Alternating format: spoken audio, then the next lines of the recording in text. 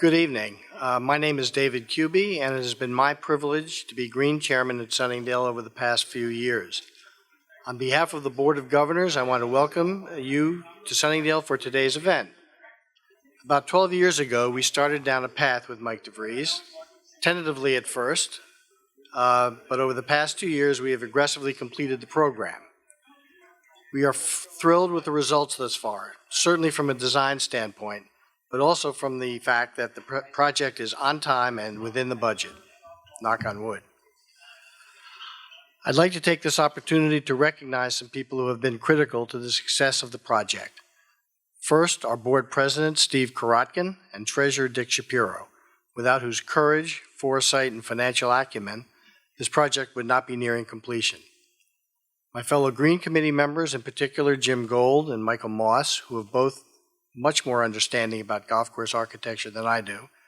A special thanks to Jim, who is largely responsible for pulling today's event together. Our manager, Ray Corcoran, and assistant manager, Kevin McGurk, who have worked so hard and well with the town. Our golf course superintendent, Sean Kane, who has acted as on-site project foreman while still maintaining the course in its pristine shape.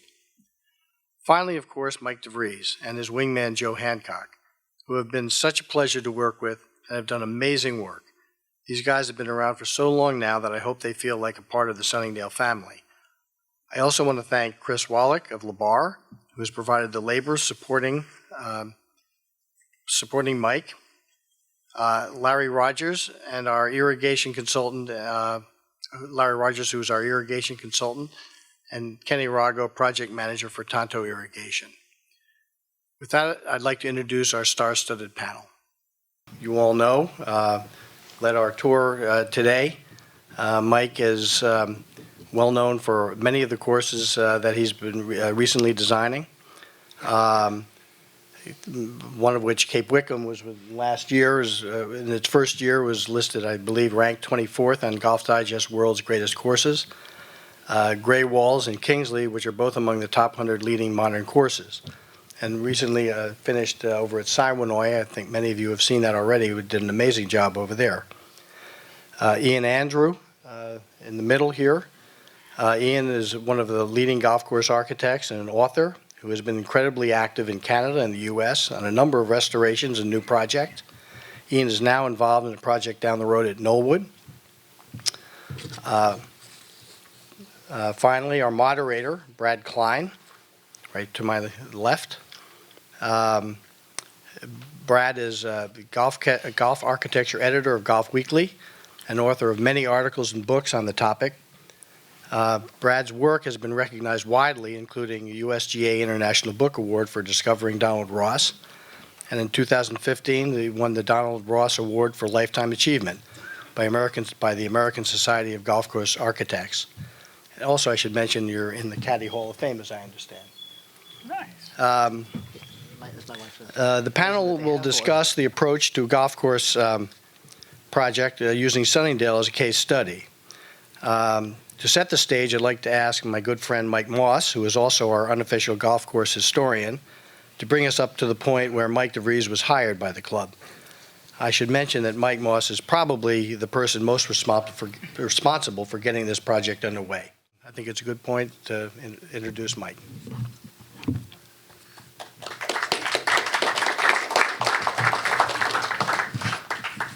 Thanks, David. Welcome, everybody. 24 at Cape Wickham on Golf Digest? Yep. Who reads Golf Digest? A tertiary publication. I thought it was top 20. I'm disappointed. David gave me 4 to 25 minutes to within those parameters, so get your stopwatches. Restoration, renovation, redesign. It's my hope to set the table for our panel to perhaps include in their discussion where they draw the lines between each. In our case, Mike is on the verge of completing his work on a project that I would describe as lying between an aggressive renovation and a redesign.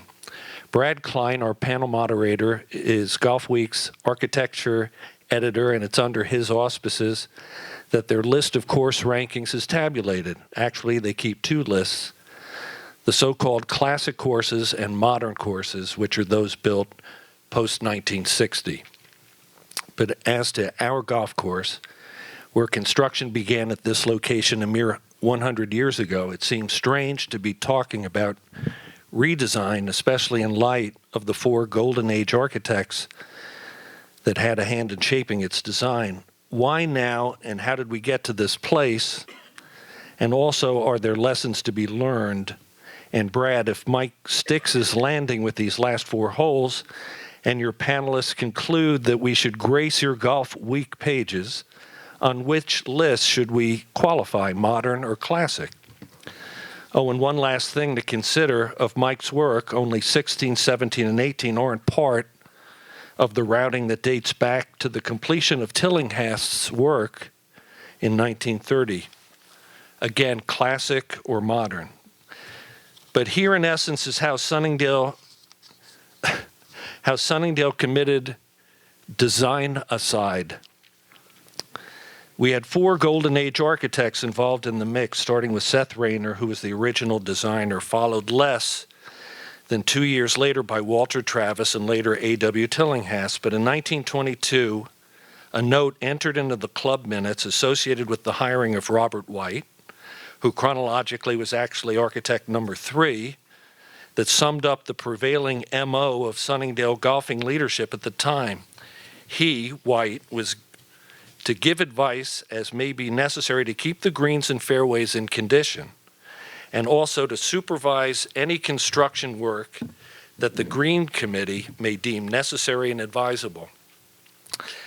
To me, the language used in this contract provides insight into why so many changes were being made on the golf course. And Robert White was a St. Andrews man whose background in golf at the time was extremely impressive. Locally, he had a large role in designing Waikiki. Yet at Sunningdale, he was asked only to advise on keeping the course in good condition. But as to effecting any future changes to the course, for better or worse, Sunningdale's Green Committee was calling the shots, not the architect. And it didn't stop then. And this gets to lessons hopefully learned and the mandate we gave Mike. When Mike first came to take a look around Sunningdale, pretty much all vestiges of Rayner, Travis, and Tillinghast were gone. He encountered a set of greens that had somehow lost most of their contour, and if I had to guess, had shrunk to perhaps 60 to 70% of their original size. In addition, playing corridors and vistas were choked off by way too many trees. So with little to no Golden Age architecture left, we put little constraints on Mike. Our message to him was, here it all is. Assess the strengths and deficiencies in the routing. The same with the green complexes, in essence, the whole property. But have at it and make the best use of this really cool land. And when we handed Mike the keys, we did so with the inclusion of the following pledge. You are the architect. We are not. We believe in you, and we will do our very, very best to get out of your way. But to pat ourselves on the back a bit, those of us involved from the start did bring an important ingredient to the mix, an unwavering belief that this property, left to us by our forefathers, had tremendous upside potential. Our project has been a unique one, a 100-year-old course. Actually, it was only 88 years old when Mike started, but one in need of a serious reinfusion of Golden Age architecture. And that was a big box to check off, especially in light of the length of time it has taken us to get to this view of the end zone. When we started, we were only offering a few renovated holes at a time, and these were forced to coexist with the more, shall we say, tired ones.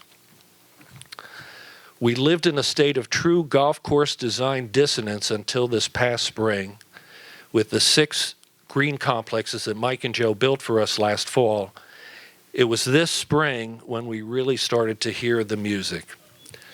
So Mike DeVries, hats off to you and your trusted lieutenant, the very talented Joe Hancock. You've displayed an unimaginable amount of patience, and thanks for sticking with us. From the get-go, your work at Sunningdale has been bold. It's also beautiful and in total harmony with the land. It's a course that is just great fun to play. But all that said, I have one small favor to ask you. Can you soften the ninth green just a little bit?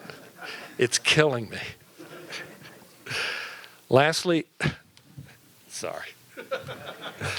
No interference from the Green Committee. Lastly, a few shout outs. First to my kindred spirit, our head golf professional, Chris Tolson. Quietly, he has been an important proponent of what Mike and Joe have been doing here.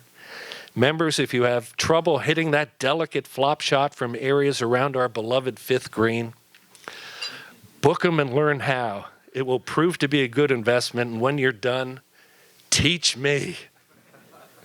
Sean Kane, you have been Mike and Joe's third musketeer. No one has brought more positive energy to this project than you. And thanks for shutting me out of your last man's camp. False friend. Jim Gold, we found a good one in Mike. I guess the evidence would suggest our trip to Kingsley in Traverse City, Michigan was worth our while. David Kuby, congratulations to you, and thanks for helping us and bringing us to this point. You, sir, have the temperament. I, by contrast. And now I'd like to turn it over to our panel. You're on. Want me to start?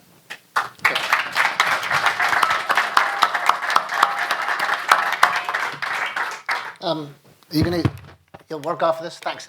Brad Klein from Golf Week, newly acquired by USA Today Gannett. So I've been reading a lot of memos and reviewing. I think we have a number of panelists from Golf Week and Golf Magazine. Raise your hands here. And we're going to be putting Sunningdale on the ballot now that it's a coherent or more coherent golf course than it was. As for whether it's modern or classic, essentially our delineage is pre-1960, post-1960, but also has to do with the style of any renovation. And because, so we'll see the scope of the full finish work and how it works in, but we often will talk to the club and ask which list they want to be on, because we have a lot of these hybrid projects that have emerged, like Cal Club in San Francisco, for example, or Meadowbrook on Long Island is another one. Meadowbrook in Detroit is another one of these kind of hybrid with a little partial rerouting. So we'll talk to the club. My suspicion is, given what I know from Mike's work, that the shaping and the feel and the shot making is all influenced heavily by a classical ground game as opposed to an aerial game, which would tend to make it obviously more favorably sort of classical. But that's something we'll talk about. And I have to say, I spent a lot of time traveling and seeing a lot of renovation projects. And I think it's an interesting issue about restoration versus renovation. You certainly didn't do a modernization, which would have entailed trying to squeeze a 7,300-yard golf course out of this place. So the spirit of that commitment to a classical sensibility and shot making and diversity and width and recapturing the ground game and widening out and peeling back the layers of overgrowth that had taken over here, it's a really admirable commitment. It's a difficult process, and I have to say that you've done it in a way that I normally would never suggest, and it's rare for it to work when it takes 12 years. I know there was some considerable financial interruption in the middle, but what I'm curious about is what was unique about the club's management and the approach that you took with Mike DeVries, or maybe Mike can answer this or start. It's unusual to have a project over 12 years where the shaping works out and it looks consistent, and the membership is still settled and happy and excited. That's hard to do. It's really hard to do. It's not a model. Normally you'd like to shut down and do the whole thing at once. The continuity is difficult. somewhere along the line, you've had some very good luck in management. I know you had some constitution issues in terms of not having required the membership to vote up and down every financial commitment, which really helps. I've written a lot about this, and I think one of the real ways that a lot of projects get ruined is by having a lot of heavy member input early on. And one of the difficulties in a golf course is that about 95% of what makes a golf course work, about 95% is invisible. Sean Kane knows this, the architects know this, a few green chairmen finally learn it after 20 years, but most members don't. And so the technical aspects, the agronomy, the soil, the irrigation, the water quality, the water chemistry, all of that stuff, extremely complicated technical stuff. And when members start getting involved, generally they're doing it from a standpoint of their own game. And the more you can keep that out of the way, and the more you can rely upon experts and keep that kind of process focused and insulated, the better chance you have. So I actually have two questions, one for each of the panelists. I'm going to go at it differently. For Mike, what was unique or special about this project that enabled you to sustain a commitment for 12 years? It's hard to do. And for Ian Andrew, I know you've had a lot of experience. I'd love to know, this is a question I always ask of architects, what's the project that went worst for you, and what did you learn from it that people can learn as they move forward with other renovation projects? So first for Mike, what was special and unique? And then for Ian, where did it go wrong worst? Give me the running start. Well, some of that, one of the unique things is that Sean Kane and Ray Corcoran, the general manager, they've been here throughout the entire time that I've been involved with the club. A lot of the core members, Mike Moss was the first gentleman that introduced me to the club and sort of brought me in. He was green chairman at the time, or on the green committee. Was it the green chairman at the time? Was it? Yeah. And so, so there's been some continuity with that. So that, immediately there was sort of this family sort of sense of that. There was a familiarity. There was a respect that happened that helps maintain continuity over time.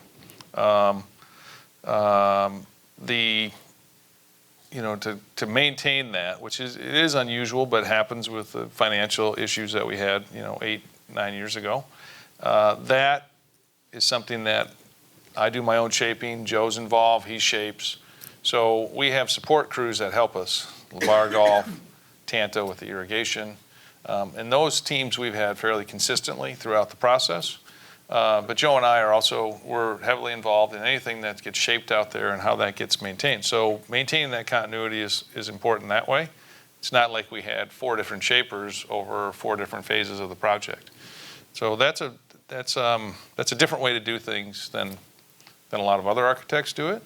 The club, I think, was committed to doing something, and there was some indecision at the beginning about how that was going to happen, and there was a lot of there were things that we had to do that were just rudimentary, that we had issues with some drainage and some property issues with the next to the 6th hole where the day camp was. So there was an errant ball issue, and those things had to be addressed. And working off of that long-range plan, we were able to assess and deal with those things in an appropriate manner and move forward, but work in a zone of the property that didn't really affect other things. With the interruption, that made it a bit more difficult. And then a couple of years ago, the board said, we really need to, everything's been good. And the board was really quite supportive of that. The board at that time, they figured out a way that financially this works within the structure of everything else. So they were very supportive of that and allowing us to, do this and to work things out and do it in the right way. And I think that's been, for me, you develop a relationship with all these people that you meet over time, and that's always to me, that's fun. You want to have fun and work with the people that you enjoy. And I'm always welcomed here very heartily, and that's always fun. you don't want Ian maybe was going to answer that. I didn't get along with those people, and that's why it was the worst project. But I'll let him answer that. I'm just going to pick up on a little something. Canadians have a tendency to do things over longer periods. So what I'm used to, or where I started, was I've got a renovation now. I'm into 26 years with the club on a master plan. So small club, great golf course, well worth the effort. The one thing I will say that's really positive about it is if you like to reconsider things, I like to walk, when I get involved with the club, I like to walk it about 6 times, usually the first visit. And as you walk, you see different things occur to you, and each walk you see something new. It's like you get layers, you get more information. And one of the joys sometimes is you can't answer a question the first time you're on a property. But if you walk it enough and return, sometimes you need to leave and come back, answers start to present themselves to you. And the one advantage of doing what you did with Mike is probably there's got to be something out there that was fledged and considered and refined and rethought about. And I think we underestimate the time to think. I remember I had a professor who said that one thing we should schedule in our lives is a half an hour to think every day. And it would solve half of the problems that we create for ourselves. I think as designers sometimes we get so positioned to try and achieve and meet goals where just sitting there sometimes for 15 minutes at a green site, a lot of times you relax enough finally, things start to talk, you get information from the site. So I think sometimes time is an advantage. Now I'll answer your question. I guess I'm one of those people. I'm humming and hawing about actually mentioning the club, but I won't. I'm going to think about that. I almost want to. We won't tell anybody.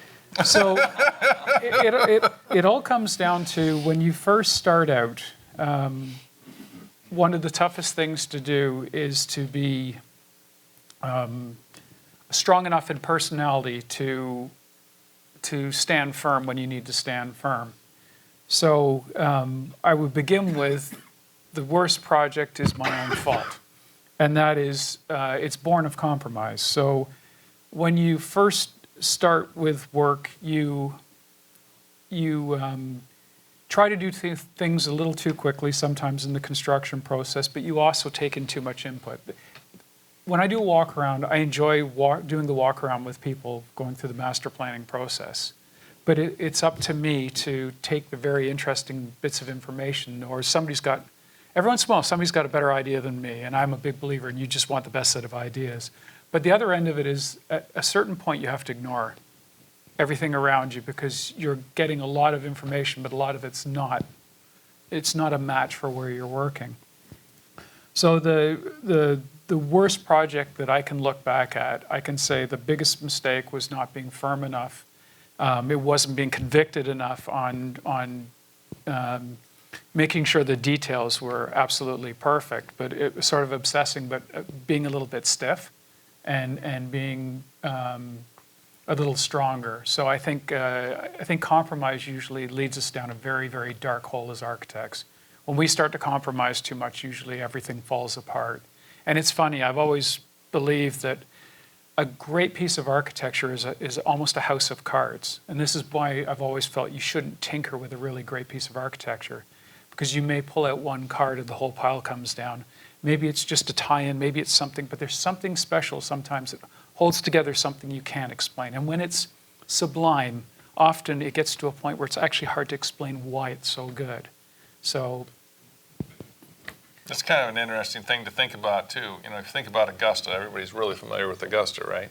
And Augusta is totally different from what it was in 1934 to 1950 to 1965, you know, to 20 years ago to today, because they're constantly doing stuff to, you know, keep up with the tournament and the pros, and we can't design for them. I can't design for Brian. I don't know if Brian's here now. Yeah, Brian's here. He hits a ball, you know, he hits it longer than you can imagine. sometimes we don't know where it's going to go. But you know, you can't design for that. You can't place. And a lot of times, in fact, I was asked a question today about, you know, well, that bunker doesn't, you know, that doesn't really have any relevance. The new bunker on number 1, that doesn't have any relevance. You know, who's going to hit into that?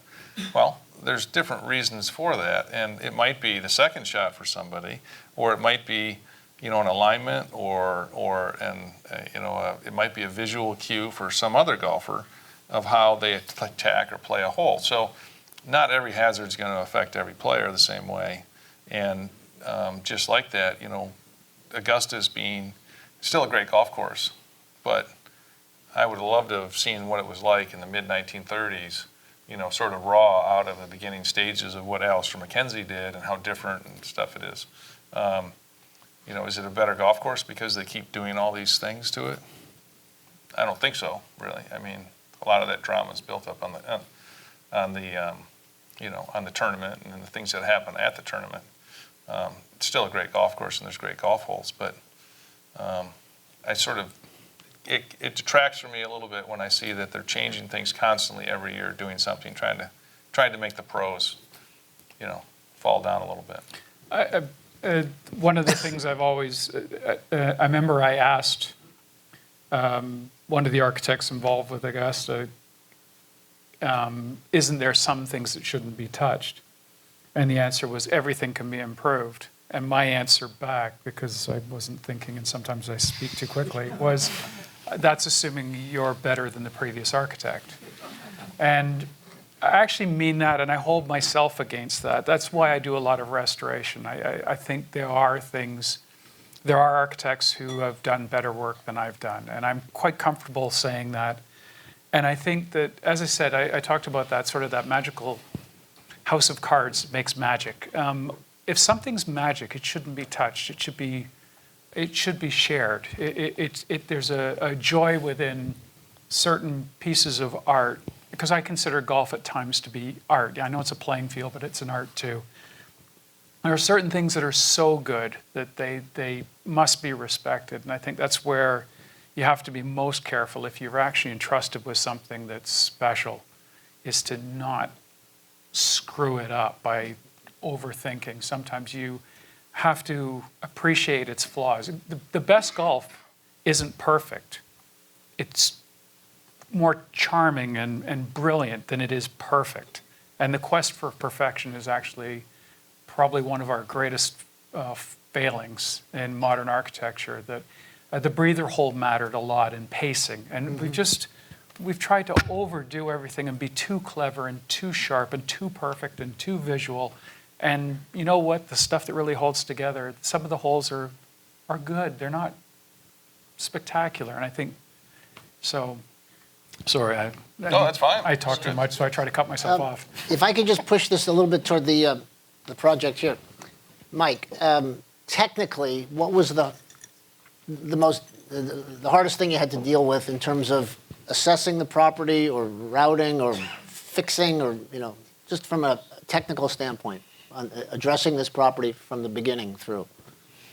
Well, first of all, the property is really charming as far as that. There's just the right amount of sort of elevation and contour and things like that. So there are all these elements, 2 main ridges here at the clubhouse, where the tower is by 8, you know, with a lot of tumbling and tilting land, you know, in and amongst all of that. A lot of it was obscured at that, you know, 12 years ago when I was here, because there was a lot of trees. So trying to, you know, get sort of the trees are the most difficult thing in any project, whether it's new construction, old construction, renovation, restoration, because it's an emotional thing, and people are attracted to trees, and you know, it's a thing that you just don't want to talk about trees, but that becomes something that has to be bridged at a certain time, because not only is it about that tree, it's about turf and the agronomics of it and how that affects the playability of the golf course, and whether that is sunlight, water, nutrients, air movement. You know, 4 strikes, the tree wins every time over turf, and we're playing golf on turf. So you have to find ways of dealing with that, and dealing with maybe the worst offenders of that, and that sort of leads to itself of opening up vistas and things that are better agronomically, but then also visually, and that happens. So to me, that's always a big challenge in getting that set up. So the 8th hole, which there's a good picture in the display there. There were 8 mature white pines between the 8th green and the 4th green, and that the back. Correct me if I'm wrong, Sean, but the back of that 8th green used to have more frost later in the year than any other place on the property because of those trees. And everyone thought, well, it's a wonderful backdrop. I can see the green and all this, but you couldn't grow grass there. And those had to come out. And ultimately, that was the right thing. But for me, that initial thing is sort of assessing. We have this great piece of property, but things have sort of fallen into disrepair over the years or been changed, not necessarily for the preservation of unique features, and they've been sort of crimped with that. So trying to gain, and that's not unique to here, but any club's support and understanding that these are sensitive issues. We're not trying to cut every tree down, but we're trying to create a better whole in how that transfers and flows together. And I think that's really built over time, that success has been a confidence that the membership has given me to do the right thing and to lead into that. I play a little game with most memberships. I'm definitely a tree remover. And the game that I usually play with committees where I find it's become a challenge is I ask them to list the 25 essential trees in the property. And that I'll work with the 25 from everybody's list. So they can we'll throw them all together, and I'm quite comfortable. I also know where it's going to lead. So I'm actually holding all the cards before we play the game. So what I do is I get everybody's list, and what I've always used it to point out after, because I usually assemble it on a plan and just show them where they are, is that I point out that means the rest of them aren't actually that relevant to your feelings about the golf course and how important the trees are. So it opens up a dialogue. Again, I'm usually not looking to clear cut. But the other end of it, we then talk about, because everybody has different feelings on what's an essential tree, but what it does is by having that whole dialogue, it actually takes some of the stigma off tree removal. That's for the clubs that really struggle with the idea, they relax about that, whether it's a corner tree on a drive or whether it's something that frames a hole, at least we can have the dialogue. And I find actually, generally, clubs become comfortable after that conversation. I find it interesting. Every tree removal program I've ever done, first one's tough, the second one's much easier, and the third one's actually driven by the membership. And so I have one club now, we're down to 40 individual trees on the interior of the property. That's it. And they were tree line, fully tree line golf course. It's Huntington and Long Island. They're just, once they embraced the idea, off they ran. So. Why don't we open it up, see how that goes? Questions to either of the panelists? David? How much of a difference is there because of creativity and technology that you're able to do something that a course architect maybe couldn't do on, for example, the shaping of the green? Or the speed of the range? Yeah, I think there were unlimited ways to do that before, but it just took more time. So if you think about National Golf Links, they moved a lot of dirt there. But to create what McDonald wanted to create, you can do it faster now. We have bigger equipment. The third green, is a good example of that. We're able to, with the right equipment, we can core out that green.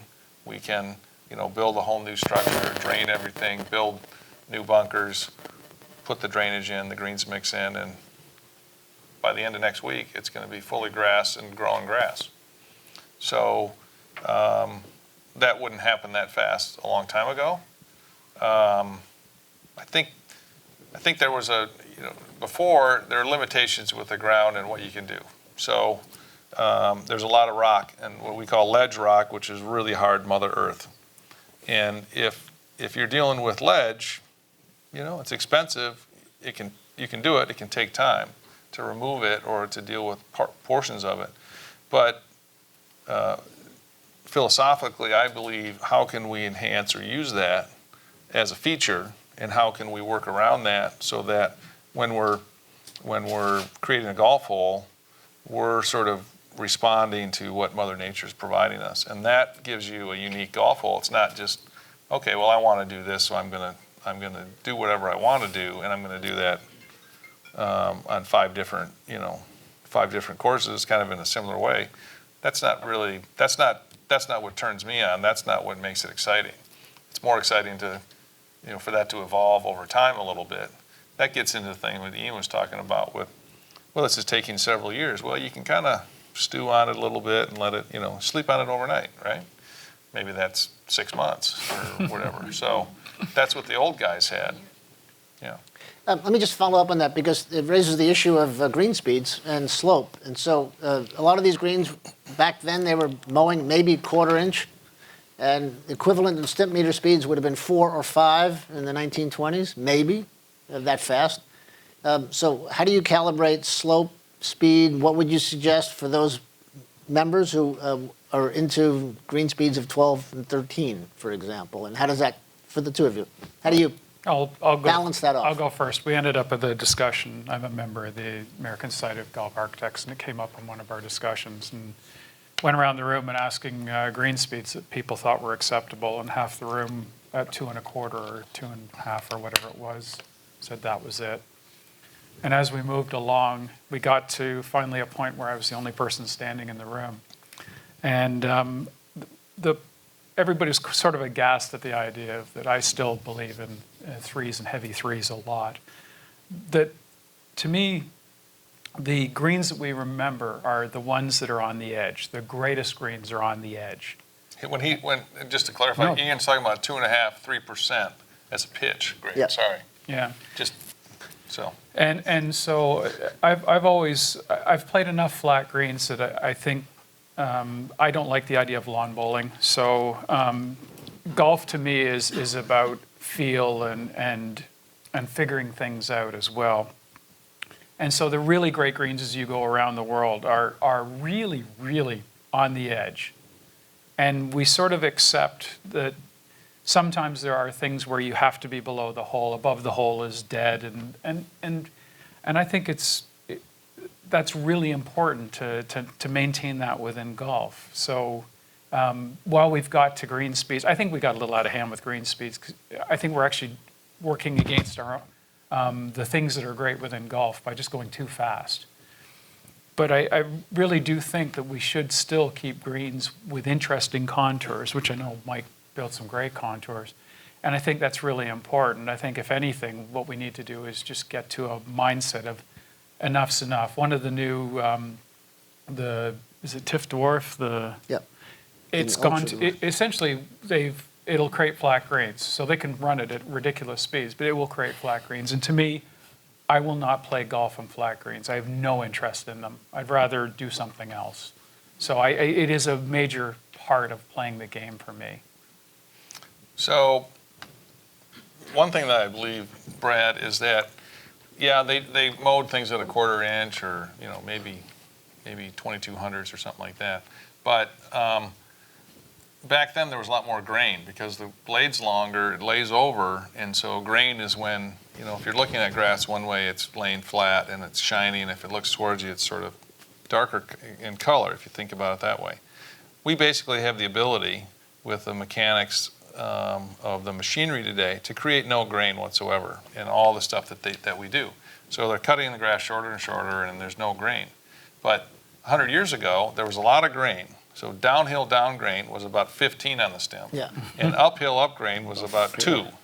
So there were fast greens. They just weren't consistently fast and all in the same direction, I think. And so, like Ian, I believe in having contour and greens. And the most important thing is not speed, but it's firm and roll true. So if your green's 9, but it's firm, then you have to hit a shot in there with the right amount of, spin and control and whatever to do things that you want to do to try and get it close to a pin or to get into position to do that. Now, if it's a little faster, you got to hit a different shot maybe. So traditional golf, typically had an open approach where a run-on shot can happen. Guys hit the ball so far now, it's an aerial game, even if there's an open approach, unless they get into a position where they have to hit a shot like that. So I think you can't, we can leave and we can't necessarily control, but what we can do is we can educate the membership. Like, the greens are too fast. Don't worry about the speed of the greens. If they're a little bit slower, because, hey, maybe you had rain the last week and greens are soft and they're rolling a little slower, fine. Just put them up the pitch a little more. Move the pins around. It's actually more exciting, because you get a different pin. If it's super fast, you only have 3 pins on the green or something. If you slow it down a little bit, all of a sudden there's 6 or 8 pins, and there's more variety, there's more fun.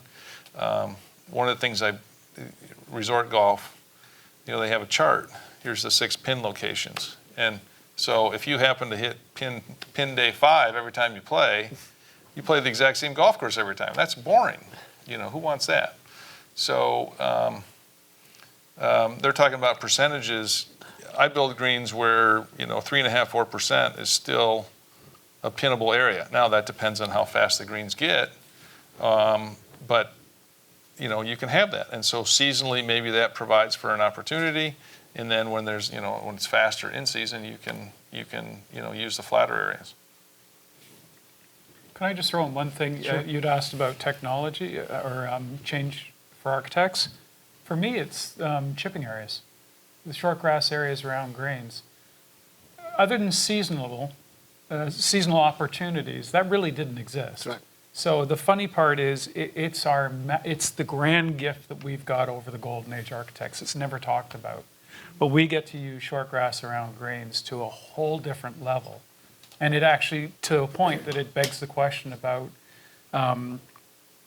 do we need as much bunkering? Because we have such an opportunity to use some really tight, firm surrounds to actually do something that's probably a little nastier if we want to. So, I mean, that's the gift that for me, practicing in this area, it's the golden gift. But in light of that, too, when you think about, chipping areas or, short grass, back then we didn't have as well a defined, 100 years ago, they had a gang mower and they just mowed what they could mow. And it was really wide and, you hit the ball out there, you found it, and you played it. So if it wasn't fairway, first cut, rough, second rough, we didn't have all these different pieces of equipment to do different things. It was a lot simpler. Here's your green, okay, great, and there's no irrigation coverage, and then we're in a drought, it's burned out, and the ball's running. So if you were a smart player and you wanted to get a little more run on your ball, maybe you'd aim for that. I used to do that when I was a kid. There was no irrigation in the rough, and you'd aim for the rough, and you'd get 80 yards of roll. That was great. Just to be clear, by the technology, what Ian is referring to is a combination of much more sophisticated drainage systems, grasses that can tolerate lower mowing heights, better top dressing, much more controlled, limited irrigation because of just monitoring, and just much healthier turf that can take that wear and tear. So it's a combination of things. And it's one of those cases, actually, where restoration brings a golf course back to a condition that it was never in 60, 70 years ago. Yes, true. Guilty as charged. Yeah. Can you talk about hard versus fun? And Brad, I'm particularly interested in how you rate hard versus fun. Well, why don't we start with them, and I'll get to it too. Well, I think. Yeah, that's fine.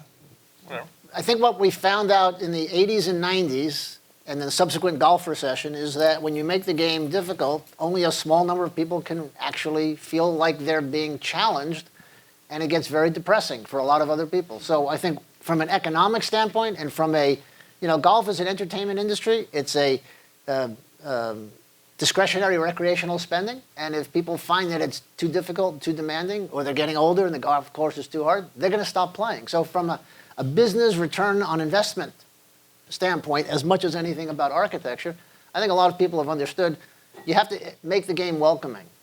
Now, the difficulty is making the game interesting and fun and diverse so you're entertaining two completely different client bases.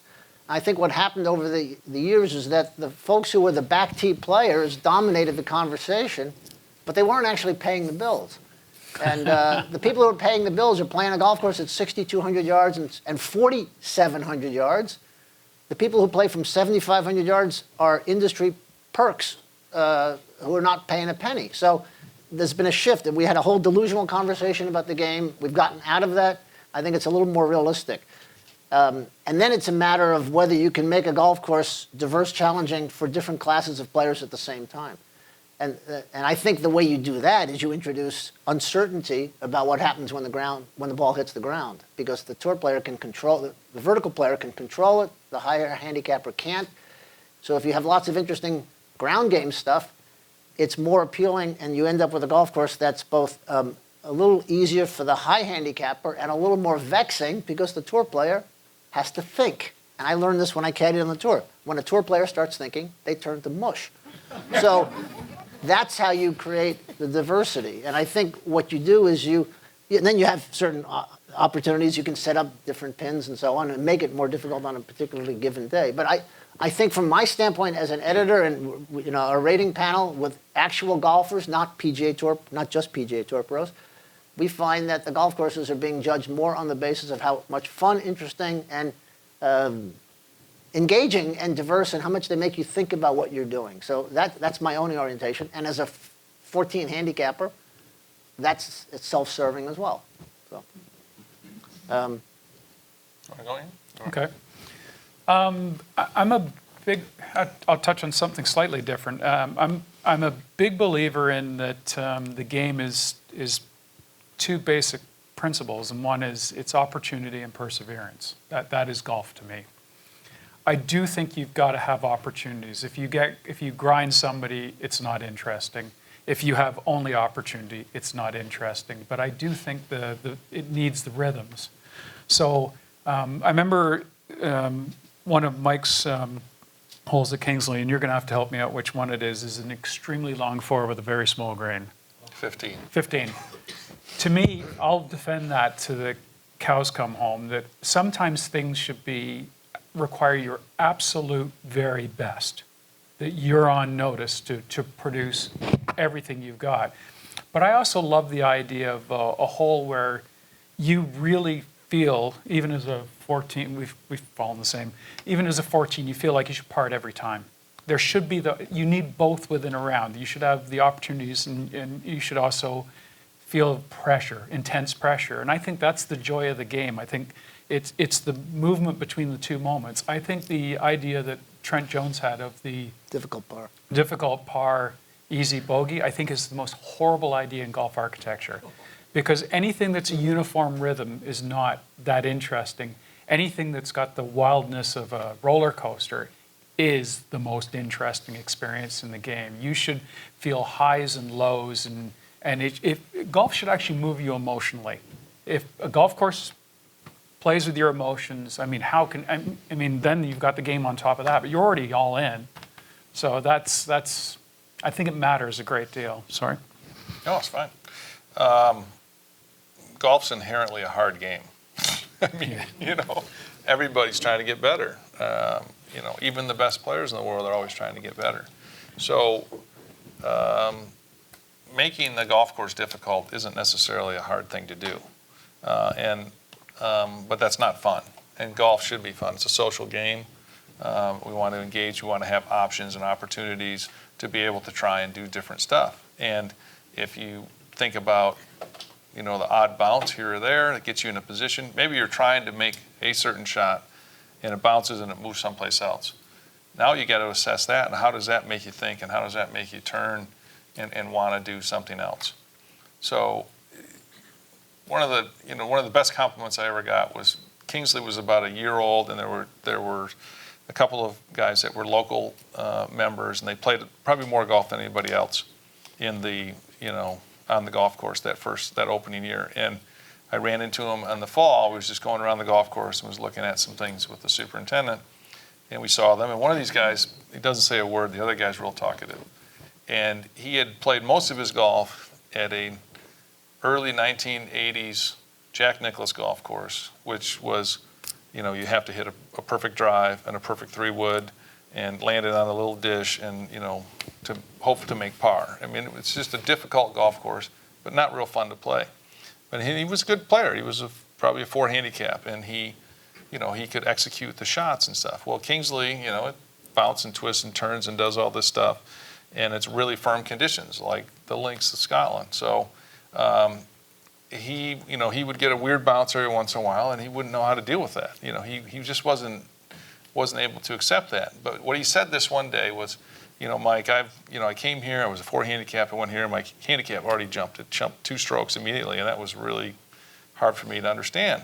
But last week I was in this spot, and 2 days ago I was in this spot, and I'm seeing all these different shots that I have to try and make, and it's really fun. So here was a guy who was used to that, just sort of, hitting the same kind of shot, really sort of a metronome, and a good player.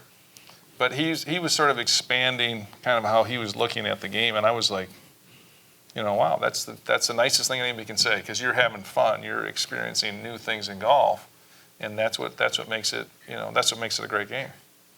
It's funny how the language of golf reverted to, well, that's a weak hole. Well, no, it's not a weak hole. It's a different pace, and there's got to be that kind of rhythm through it, as opposed to 18.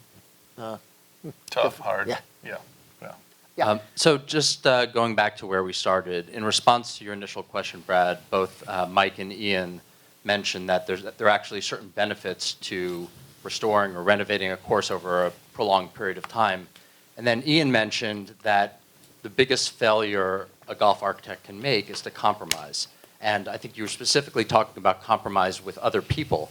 But I wondered that in the situation where you are spending a prolonged period of time at a given course, can you ever end up compromising with yourself? So let's say your own views evolve over that period of time, and you end up doing things, or even as you said, as things present themselves to you, as you see them on different walks, do you end up ever contradicting yourself and thereby pulling out one of those cards underneath the house, even if it's the same architect, as opposed to a different architect tweaking a piece from a prior time? Just trying to find an answer. You do evolve, and sometimes it's dramatic. I wrote a blog for a long time on golf architecture, and having to explain architectural principles and then really trying to, I promised I would write something for 365 straight days. Talk about a crazy commitment, but I loved it. But I actually questioned some of my own principles, and as I dug in, my ideas changed, and part of it was education. I actually, through that effort, I knew more, and I had more experiences, and I'd gone to see more. So I think sometimes you magically think you're ready in the first few years you're working, and to be very frank, I would say I wasn't very good until about 10 years in. I think at that point I finally started, unfortunately for me, the ideal project, which was St. George's, the ideal project came at the time when I was probably finally prepared to do a really good job and understood detailing, which I think Mike's always been phenomenal on that, but understood detailing, but also really knew how to do things and also knew everything that I needed to know to be ready. And the other thing is, I hate to say this, but had some experiences. And I think to be good, you sometimes have to fail a little bit too. It's not a nice thing to say in front, this is just a frank conversation. It's not a nice thing to say in front of a club or a membership because, you don't, ideally, you're hoping your architect won't make any mistakes. But I mean, if you've got a career, you've had to grow along the way. So. Mike, can you give a specific example out there of something where you changed your mind pretty dramatically, or evolved, or came to look at it very differently?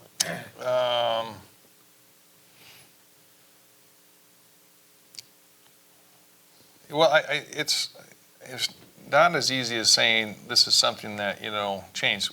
Well, look, the ninth hole. So the ninth hole is a really difficult, long par four, right? The green complex, before we had it, was a very small circle with a ring of mounds around it, and there was a bunker right in the front right, and there was a bunker on the left, that kicker approach that you have there. And the kicker approach wasn't, you weren't able to really utilize it like you would like to. The green complex he changed over the years. And it's a very difficult, and it's a 10-foot drop or so off that right side. And ideally, it seems like there should be a bunker down there if on that right front in the low though, like well below the green. And, we really had that. That was the intent of what we were going to try and do there. And as we started erasing this stuff and evolving the green complex, with the difficulty of the green and everything, we thought, we hadn't had a bunkerless green complex on the golf course. And I thought, we started to change and think about what if we didn't do that? Would that make the hole better? Would it make it? Obviously, it would make it easier because there's not a penalty way down low where you have to hit a really, really difficult bunker shot. But that's probably going to affect only the higher handicap players more so than the guy that's, hitting his second shot in and has a chance to get on there. So opening that whole thing up, and then the landform is so powerful in itself and how it sort of ramps up at the back, that ended up being a really powerful statement without the use of having to augment it and give it a bunker and have an exclamation point on it of using sand or something. So that was a way where that took a little bit of time, and we got to that. But it ended up being something that I think that's much better than what it was, in the initial, incarnation that we were looking at. Yeah. Steve Lever. How do you, when you approach a restoration that has a predominance of a former architect, a golden age architect, how much, you're being asked by the club to reinterpret or to change the course. How much adherence, how much historical perspective, how much representation of the former architect do you seek to retain in whatever repositioning of bunkers, and I'm not talking about just changing the yardage on them because of the travel of the ball, but how much do you seek? You just spoke of a bunker way below the right side of 9. Rayner was infamous for sharp drop-offs and then low-pitch flat bunkers ringing around the greens. And I'm not suggesting that should go there, but how much do you go backwards and study the architect who is responsible for the primary preceding work for you, and then try to reinterpret them, if at all? I'll go for it. Well, first of all, how much is left? So in the case of Sunningdale here, we had a lot of stuff that was just gone. So there wasn't any remnant of that. So should we say, okay, we're going to restore this, but if we don't have documentation that showed exactly what it was, and then it just becomes a guessing game or it's my interpretation of, pick one of the template holes, the road hole or the short or whatever. Now, we didn't go that way here because of sort of the history of that. If you've got something that's materially intact, so Siwanoy across town, it's a Ross golf course. There were 14 or 15 original Ross greens. I say 14 or 15 because there was a hole that was changed. 7th hole was changed. The green complex was changed in the early 20s, and I don't know who did that exactly because there isn't actually written documentation. But Ross could have been around and could have changed that one particular hole. 3 of the greens we know were changed later. So there, we're trying, these are incredible putting surfaces. So we're trying to reclaim the perimeters that had either just shrunk or had been masked or had other stuff added, and we were peeling away sod and trying to, figure out where that was and where that margin was. In the case of Meadow Club out in San Francisco, Mackenzie's first course in the U.S., this was a course that was open in 27, 29, the crash hits. The next 15 years, post-World War II, they have 2 guys maintaining the golf course, and they had these huge greens, 9,000, 8,000, 9,500 square feet, and they just whoosh, they maintained 5,000 square feet because they didn't have any time. So that was easy. And they sat that way for the next 70 years until we came in and reclaimed those. So a lot of the stuff was in the ground, even though we had some aerials, some photos, some drawings, not like a full plan or anything. And, there's a fallacy in that too. So here's the plan that was drawn for whatever golf course, and we're going to restore to that. Well, that thing went out the window when they were building it, and things change. They're not built exactly the way they're drawn. But what you see, and you see it in the Northeast quite a bit, is I'll call it the bastardization syndrome, where you'll get, and I won't even deride the names of the architects who come in, but you'll have a lot of clubs that have 2, 3, 4 architects that will take the golden age art, that will take the club from its original golden age architecture to the point where you receive it today. This is sort of the neoclassical period now. So, people like yourself and Ian are doing great work on old stuff. So the question I have, or rephrase it, is how much historical integrity do you wish to preserve today of the original architect? And I'm not really using Sunningdale as an example, but there's dozens of other examples where Tilly came in first, and then you had Joe Lee, or you had Jones, or this or that, and heaven knows you could have had Rees Jones in there too. But the point is, how much do you really want to go back? And if so, how much do you adhere to that architect's principles? Do you want me to? Sure. I'll just give a real quick answer, and then you can go. As much as possible, because those guys are really good, and if you have enough documentation, you do try and take that back and erase some of, erase something that was really egregious to that. You try and preserve that. Yeah, it comes down to what's left. So I generally end up with those jobs that I would say sort of sit in the 15 to 17 range, where they're really intact. So that's sort of what I do. And then you try to adhere. It's really tough because you have to make some decisions. But I try to adhere. So I had the Highland Links job, which is, I'd argue it might be Thompson's greatest golf course. It was actually put back exactly. And whether that was the right thing or not to do, I thought historically it was bigger than all of us. And because it was a public golf course accessible to all, if architects and players could go and experience an original Thompson in its original form, flaws and all, it was probably more important than anything else.